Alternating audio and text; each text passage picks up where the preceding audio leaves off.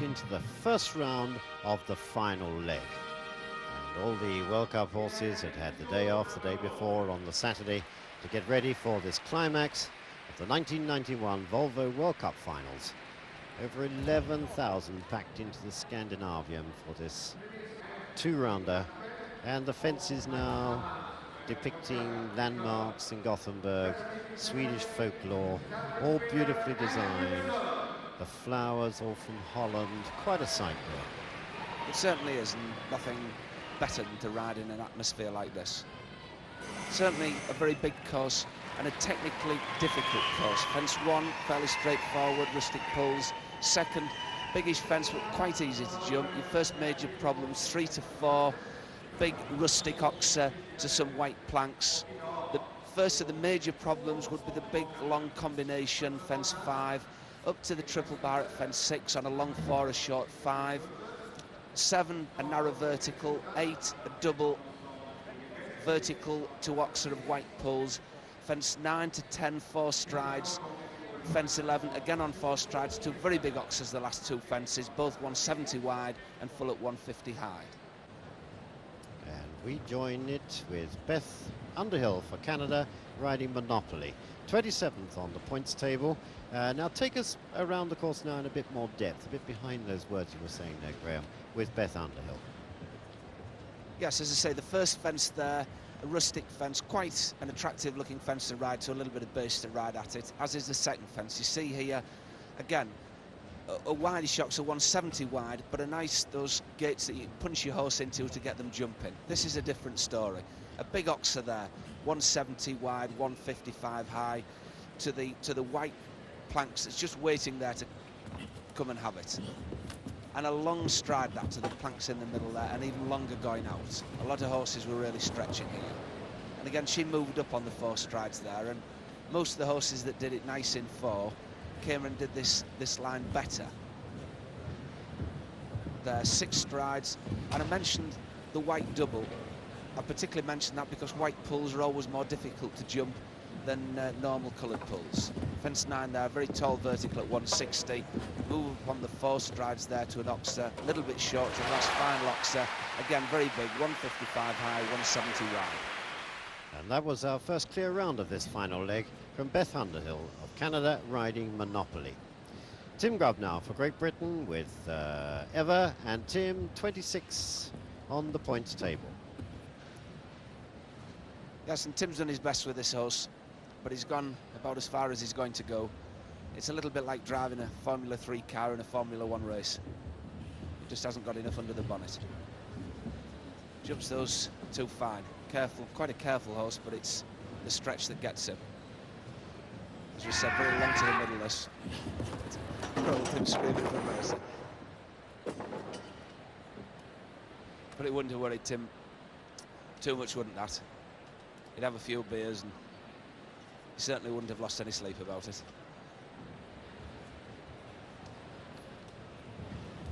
So Tim Grubb out of the tournament for Great Britain as we come to Candice Shalom now, the USA with Vula, and she's equal 23rd in the standings.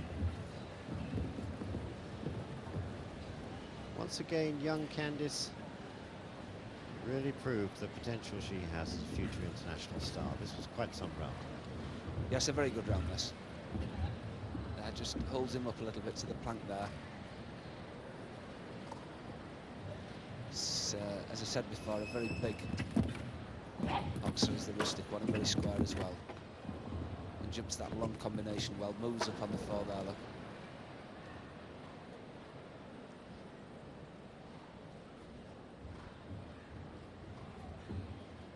It's him back for that tall vertical. 6 strides to the double there, came out easy.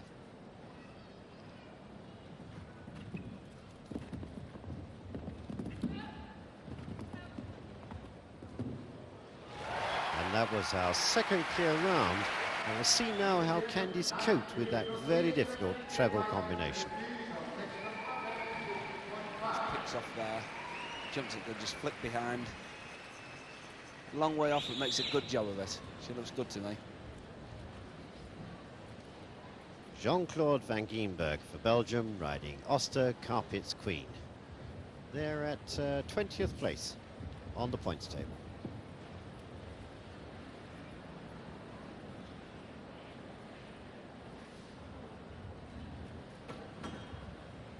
Just hovered a little bit over that. This it should jump, being the careful mare that it is. There, now you see, gives him a little, gives her, should I say, a little smack. Come on, my love, let's open up down this. Which she did, jumped that very well. Next one there, you see, gets the 5 down there.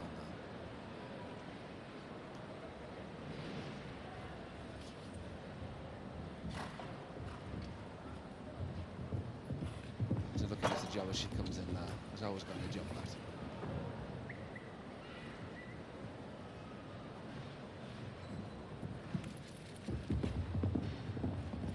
See, just have to work to get there. That first big hexagon on that side, and then the last fence just that little bit short. And that clear round brought Van Geenberg closer to the leaders. But for French rider Hubert Baudy and Morgat, this really wasn't their type of tournament. Morgat, much more of a team horse.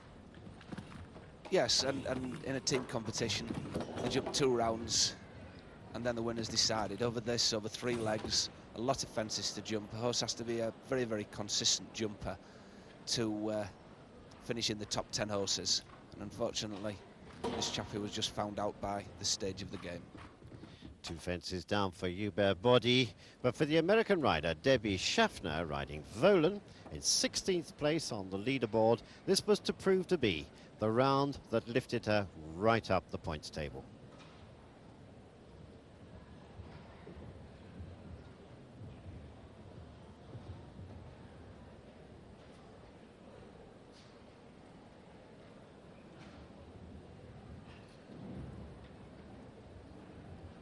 Debbie making sure of this one, isn't she? Yes. Yes, a little bit un-American how she rode to those planks, but effective. There you see. She has to make a move. This girl does it.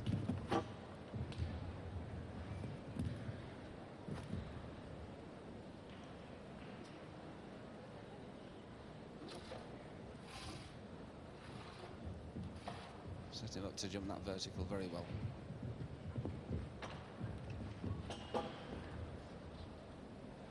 Now, she said, come back to me. As I say, it might not be copybook stuff, but it's effective. And a very well ridden round that. In my opinion, certainly deserves to go well up that leaderboard.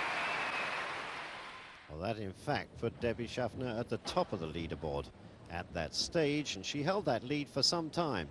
Chris Chugg now for Australia, riding Mr. Currency, 15th on the overnight standings. And this was to prove just a bit unlucky. It certainly was. We'll watch him through this. He's jumping his heart out, this little horse. It's always good to watch a good little and trying his heart out.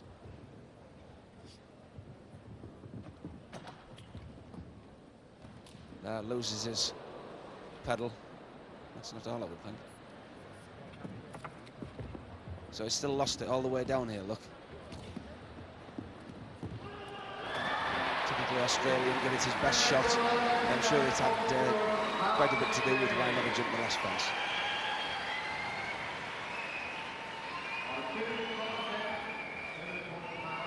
They wanted to stay on him, didn't they? And didn't the little horse do well? He still carried on round that corner as Chris was getting himself back into the plate. It's a tremendous performance by Chris Chugg and Mr. Currency. They've done extremely well right through the tournament. That back rail, of course, an expensive 4 faults. Franke Sluthark for Germany with Optiebeurs Walzer König. These are the, this was the combination rather that many saw as the hot favourites to beat Milton this year. But Walzer König never really a danger. No, overall, you would have to say that it was a little bit of a disappointment in the whole tournament. He had an expensive fence or two.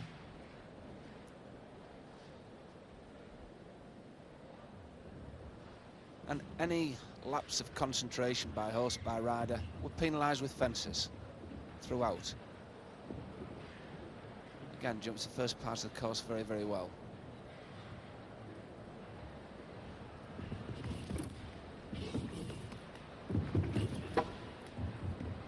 well out over that.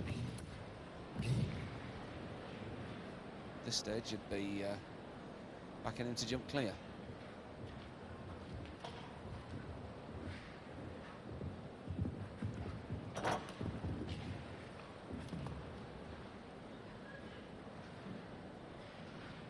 Because this horse has got such a long stride on him, gets 4 nice strides here. I think Frankie thought he was going to get there a bit too quick. Took a check early on, and the horse actually came back to him a bit more than he thought and finished off leaving him just a bit far off the last fence.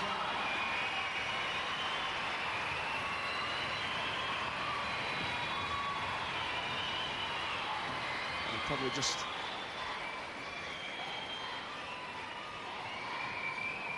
stopped and he's saying, and just finished off a bit further off than I think he meant to be. And just came down a little bit flat there, didn't he? Yes, came down a bit quick. Yeah, that's so that was 4 faults for Frankus Luthark and Optiebeurs versus König. And for Sweden, Acker Hultberg with Heatwave, 12th on the points table. And Acker, the 5 times national champion of Sweden. A great favourite with the crowds here. He certainly is, and has been for quite a lot of years.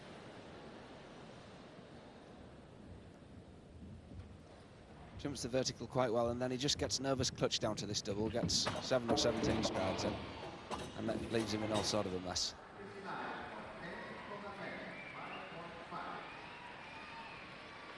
Just got a bit of nervous clutch all the way down, didn't he? Well, any of the next 6, if they'd scored a clear round, could have been a threat to the leaders, but they all had faults. It seemed to be a mixture of rider error, rider nerves, or just the horses running out of staying power, running out of stamina in this long tournament. Elmar Gundel for Germany with Life is Life. I think that's been the good thing about these courses at Gothenburg, that there's been any one particular fence or any one particular combination where the horses have had trouble. Been just problems for them to face. Every fence has been to jump. And all credit must go to Roland Nielsen, because those that did run into trouble, we never saw an ugly sight. Exactly, that wasn't an ugly sight. It was just a matter of a horse that had got a little bit long and a little bit careless. Now Ian Millar with Czar. I think Ian had given this horse the best trip that he could have done over the first and second leg, and unfortunately the third leg was just a bridge too far for him. You can tell there how Ian's starting to ride him. He obviously feels as though the horse is just starting to get a bit heavy in his hand. Sets him up to jump this, and should have actually jumped it, but as I say, just heavy in his hand, and he really socks it out. Just didn't come off the ground at all, did he? No, he didn't. And it presented him right. There was no real reason.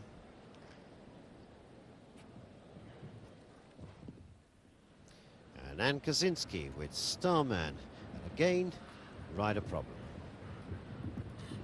Yes, I think ridden very well throughout the 3 legs. And he's doing so here. It's, I believe, the last line. This is coming up, where she has a problem. Just didn't keep him in the nice rhythm that she'd had the rest of the round.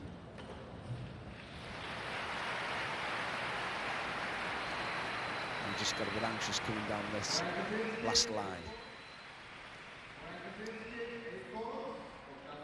It's very difficult to ride this, because you've got to remember this is a big vertical. Again, as I said before, 160, and it's a matter of jumping that before you move up to these last 2 oxes. And problems too for Jos Lansing with Optiebeurs Igano. On that same line of fences.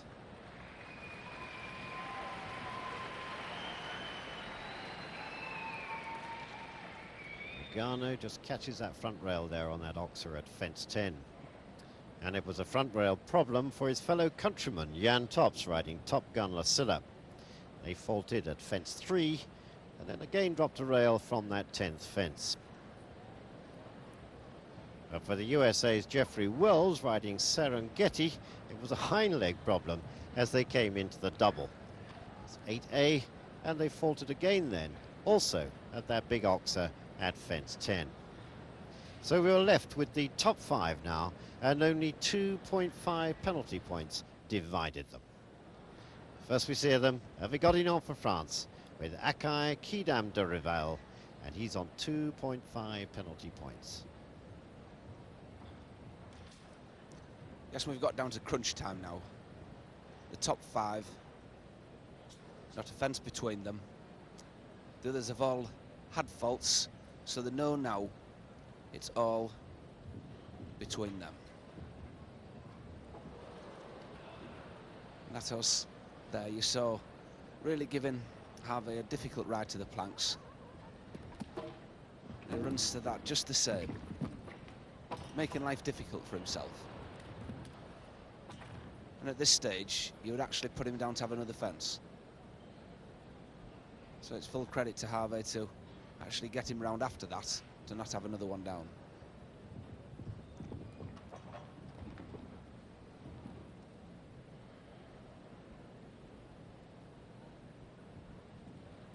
I got him paying a bit more attention now. So a round that was just a little bit lost in the middle, and then the last part of his round was good. So that now crowds it really up now to the top 4. That left Vigodino 6.5 penalty points. Next to come, and I think you've already guessed it when you see the crowd there. I love this horse. It's John Whitaker with Henderson Milton. John on 1.5 penalty points. The pressure really on John and Milton in front of this huge crowd. They had to jump a clear round. It was essential, and they took that pressure. They certainly did. This round was just perfection. I think we should just sit back and enjoy it.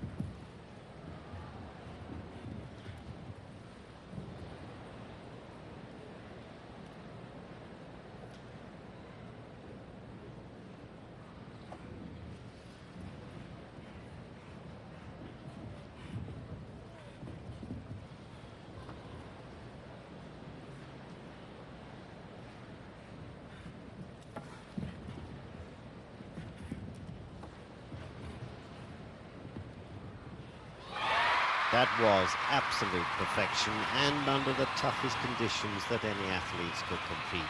But that clear round now switched the pressure onto the last 3 to come. First of those, Roger Epos for France, riding Norton de Ries. And this man would have the nerve and the ability to jump a clear. The pressure's really on now.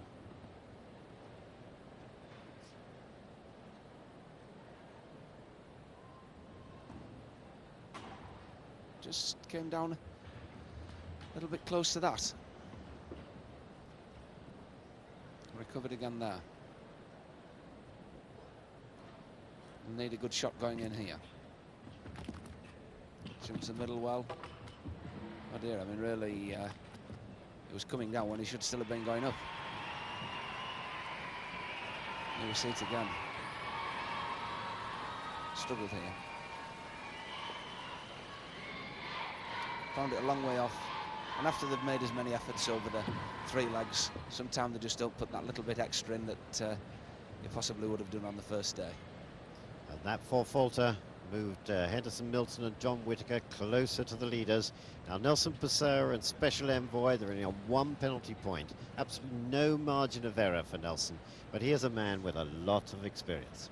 Yes, he's been in this position or in similar type of competitions a million times. And he can stand the pressure. goes without saying that any rider that's got himself in the first few in this tournament has got a good nerve, and he's given this horse a lovely ride.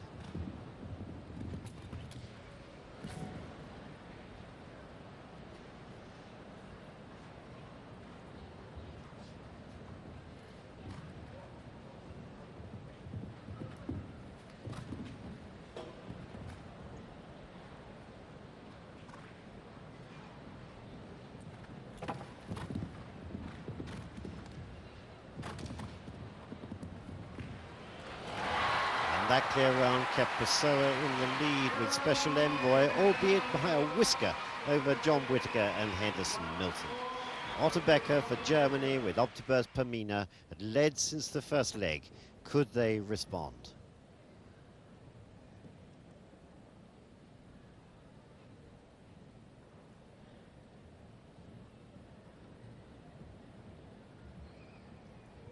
For this mare to be in the lead, it shows what a quality jumper she is. But as I mentioned before, if she has a slight Achilles heel, it is at the set of planks. There's 2 sets of planks in this round. She jumps the first one well.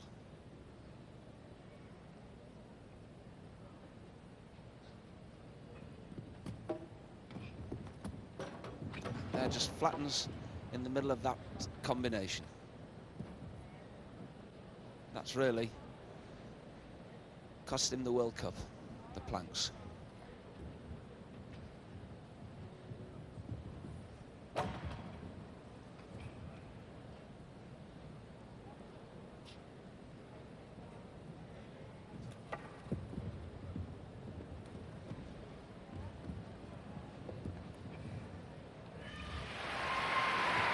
that dropped Otto Becker and Optiebeurs Pamina down to 3rd place. And it was Roland Nielsen's treble combination that caught them out. As Graham was saying, the planks again always seems to be the problem for Pamina. And this was the leaderboard before the second round. Nelson Pessoa, 1 penalty point. John Whitaker, 1.5. Otto Becker, 4. Roger Yves Bost, 5.5. Hervé Godignon, 6.5, Jos Lansing, 8.5, Debbie Schaffner and Ian Millar, both on 9 penalty points. And the second round was jumped over a shorter course. So Graham Fletcher, just take us around.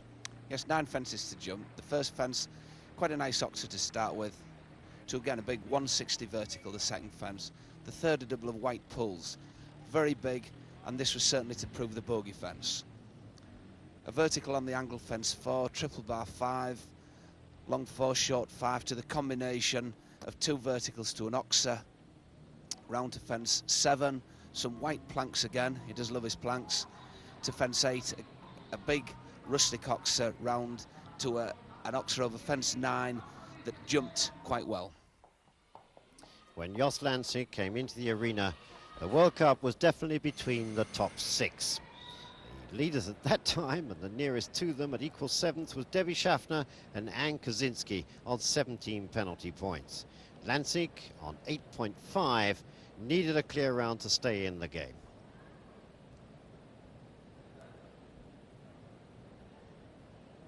Fence 1, as I said, nice oxer to ride to. Up to this vertical, big fence, and here's where you have to keep them moving around this corner. This is a big, big double. It looked wide and rode even bigger. This horse made it look easy, but I promise you, there was a lot didn't.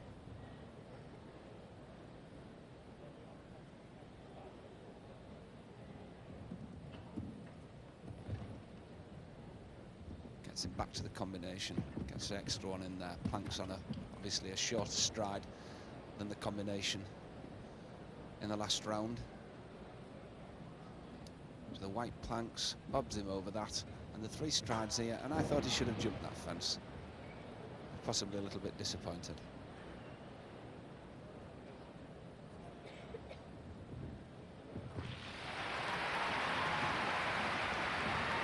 That put Lansing on 12.5 penalty points with Optiebeurs Igano. 4 faults there at the rustic rails coming after the plank. And you were saying, Graham, unlucky. This was barely a touch, wasn't it? Yes, I don't think Josh could have done any more there. He got him back to the plank, had to move to the ox. So that's a big fence, and no reason the way was jumping that he should have jumped it. And the tension really began to build up in the crowded Scandinavian arena. No margin of error at all for these last 5 riders. Purely fractions dividing them. Hervé Godinot for France, with Akai Quidam de Revel on 6.5 penalty points. He needs a clear to keep the pressure on the others.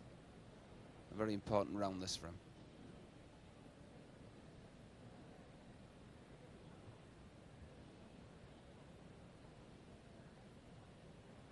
When it reaches this level, it's not a very forgiving sport, Graham, is it? No, it's certainly crunch time. One, after all your hard work that's gone into, well, not just this particular week, but all the preparation. It's one fence is it's got to the life or death stage.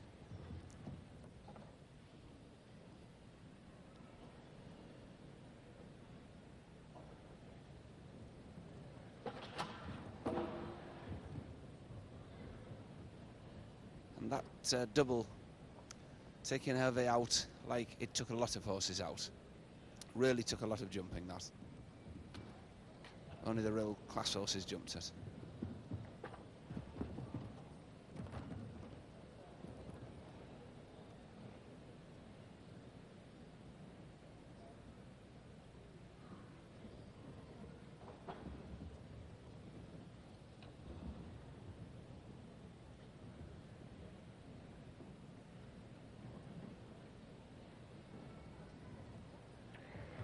And that one fence down put Hervé Godinot on 10.5 penalty points.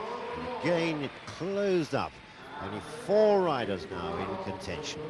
Godinot and this young stallion, Quidam de Revel. And again, not really an error. No, just a big fence. And a big disappointment for Hervé Godinot as well. But France was still hanging in there with Roger-Yves Bost, the 4th last to go, with Norton de Ries. And this had to be a clear, Graham. Certainly, and he just looked a little bit tired his previous round, but he puts everything into this round. This is a very good round.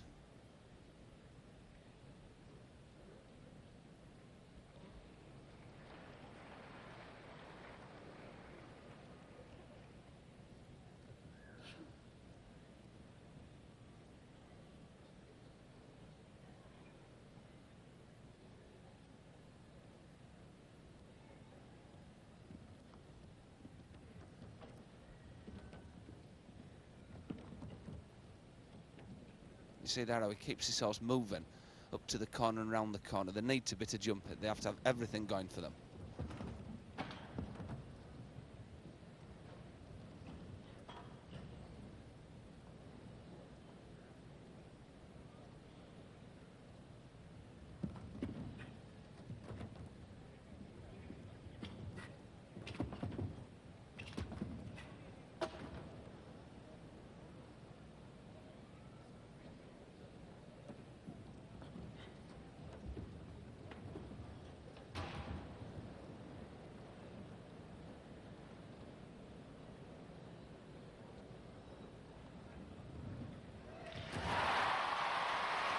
That clear round put Bost well into contention. They put him on 5.5 penalty points.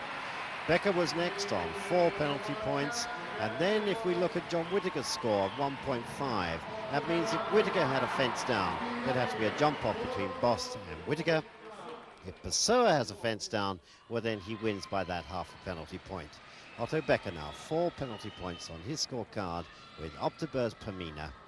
And Roger-Yves Bost with Norton de Ries absolutely breathing down his neck. And then in front of him, John Whitaker with Henderson, Milton, and Nelson Pessoa with Special Envoy. So Otto Becker was really, as you might say, in the hot seat at that time. To a point where I think the pressure's more on with the first 2 because they know they can't have a fence down. He knows he can't win it unless the others make a mistake. So therefore he can relax a little bit to the point that he knows he can just jump a clear round and he puts pressure on the others.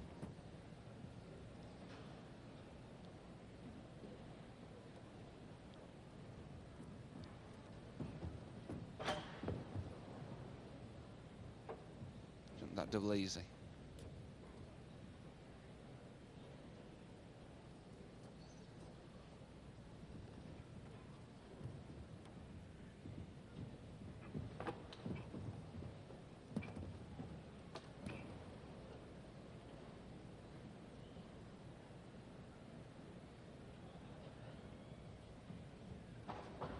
Well, it's those planks again for Pamina. It is, and in the last round she jumped the white ones and had the red and white ones down. Strange, very strange. Very hard to put your finger on why she should do that, and the way that she's jumped the rest of the course.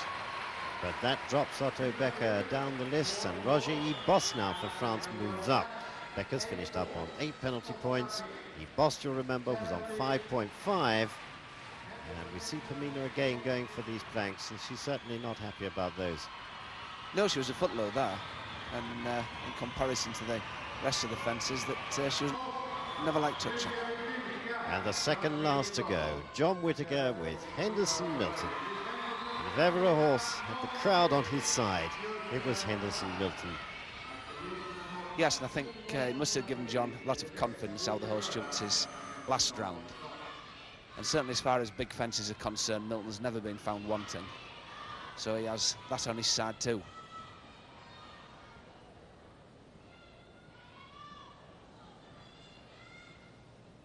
John just has to beat the fences. Whatever he does, he knows that the man behind him can still beat him.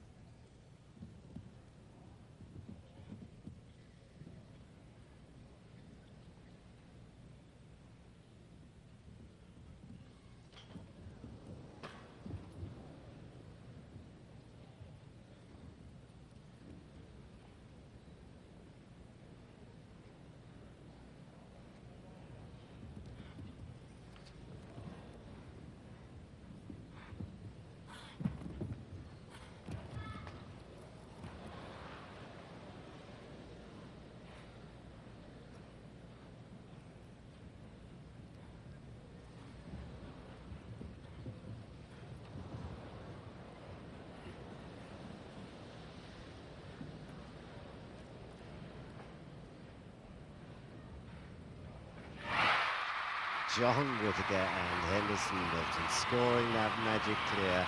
And again, an absolute copybook round, just like his first round. That left them on 1.5 penalty points.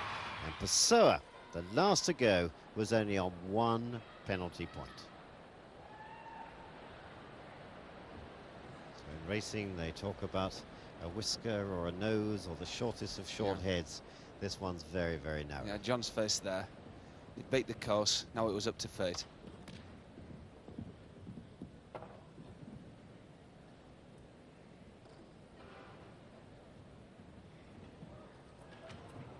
And that's where fate played its hand. It was all over. John Whitaker and Henderson Milton defending their Volvo World Cup trophy and scoring the only double clear round in the final leg, and beating Brazil's Nelson Pessoa in a dramatic finish.